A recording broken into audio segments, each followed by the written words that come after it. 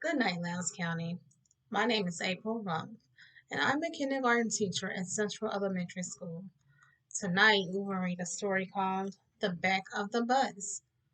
Back in the 50s and 60s, children and adults were not allowed to sit in the front of the bus. Because of segregation and racist laws, they were allowed to sit in the back. But we'll see in this story one brave hero woman. Her name was Rosa Parks. She was in the front of the bus. There was a white man who approached her and asked her to move. So let's see what happens on the back of the bus. Are you ready? Let's begin.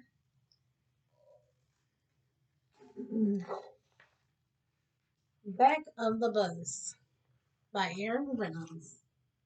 Illustrated by Floyd Cooper.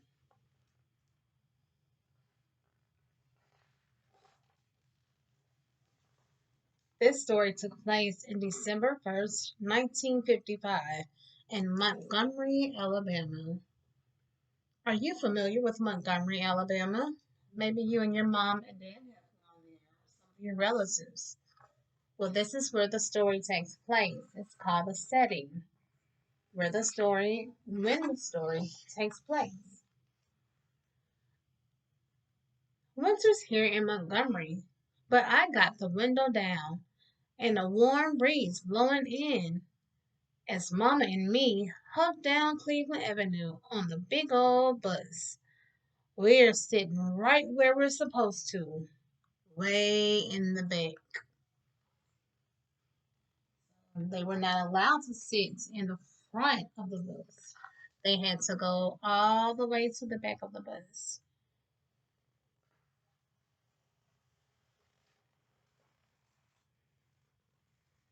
That's some sleeping on the back of the bus. I take my marble out, all shiny and bright, like a big old tiger's eye, and lay it on the roofs of the aisle.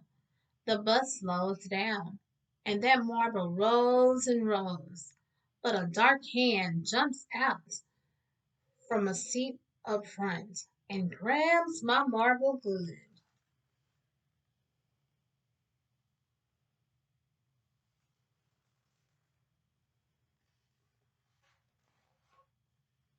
But it's just Mrs. Parks from the tailor shop.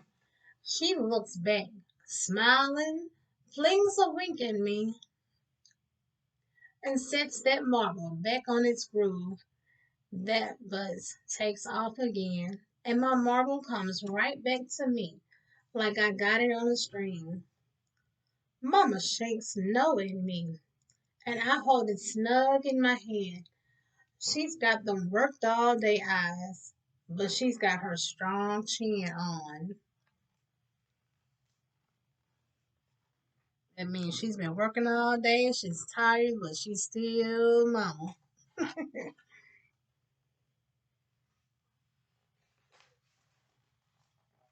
The bus slams to a stop, doors swinging open, and people piling on, all crammed up like lima beans, all packed in that long dark aisle, jammed up tight, and I'm glad my marbles tucked in safe. Y'all gotta move now. It's Mr. Blake, the driver. I can't see him 'cause of the people jam, but I know that growly old voice. All those people packed in like some sardines and lima beans, and there's that growly old voice driver.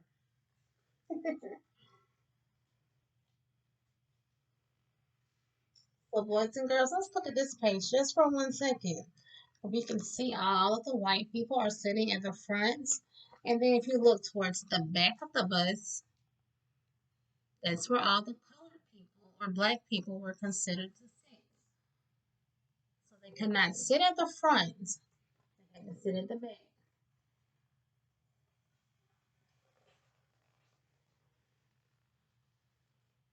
Some folks get up. New ones sit down. But still, that bus is sitting there stopped. Why ain't we going, Mama? I say all soft.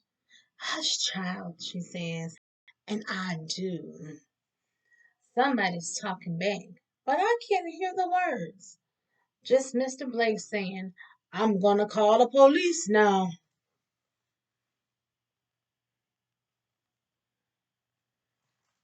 Somebody must doesn't want to get off out of this seat, but let's see, who could it be? We sit and sit, not going no place. Nothing to do but sweat. So I roll my marble on that sticky old seat and catch it before it goes down the crack. But Mama says, put it away, child. I hear Mama's creakle up something's wrong in voice inside. And I hunker that brown tiger's eye down deep in my pocket like it's hiding. Something must be wrong because he hears it in Mama's voice. And as we look at her face, she looks really worried. Must be going on.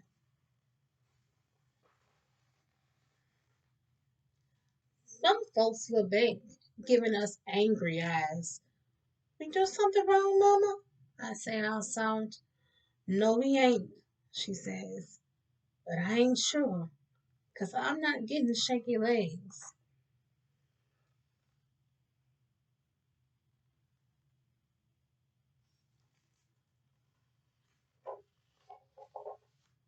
Some folks are doing mean, scratchy whispers at somebody sitting up front.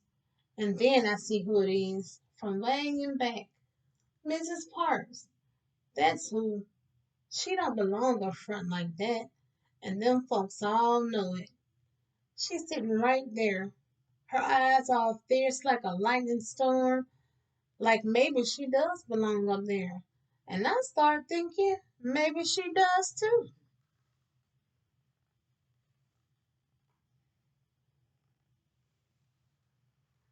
Boys and girls, how would you feel if someone made you get up out of your seats after a long, hard day at work and you just wanted to just sit there because you were so tired?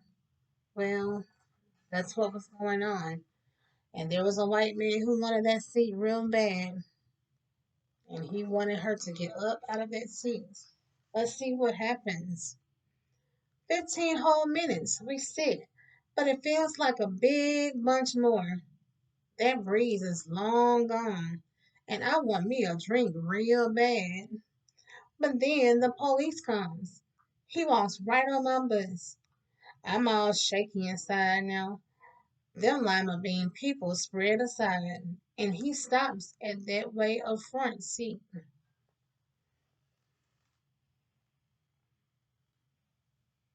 do you think he's going to get in that out of that bus? Did you say Rosa Parks? Let's see if you're correct.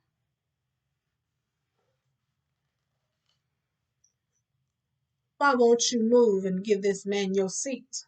He says to Mrs. Parks. But she don't move. She just sitting in that seat like a turnip pile.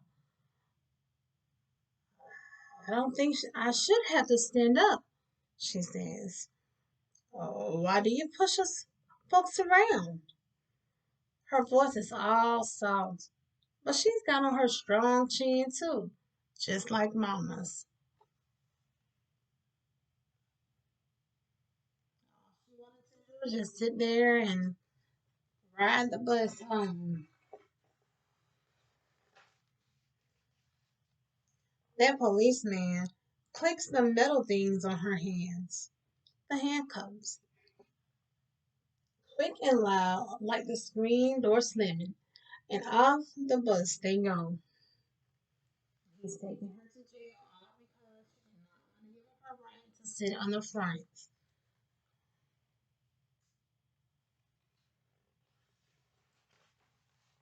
More people sit, and the air ain't warm no more. She's getting hauled off to jail or worse. And I'm watching out the window. Mama too, with them long, tired eyes. There you go, Rosa Parks, stirring up a nest of hornets. Mama saying in her silk voice, but I see something too. She's got Mrs. Parks' lightning storm eyes now.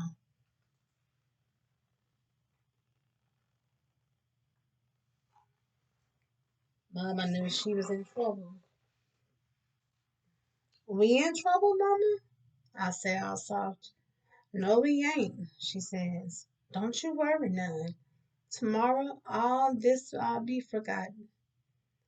But I got something in me, all pale and punchy, saying it won't be. Don't know why, but instead of feeling all shaky, I feel a little strong, like Mama's chin.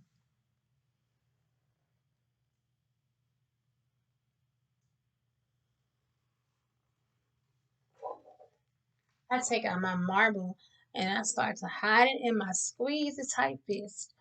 But instead, I hold it up to the light, right out in the open. That thing shines all brown and golden in the sunlight, like it's smiling, I think, 'cause it ain't gotta hide no more.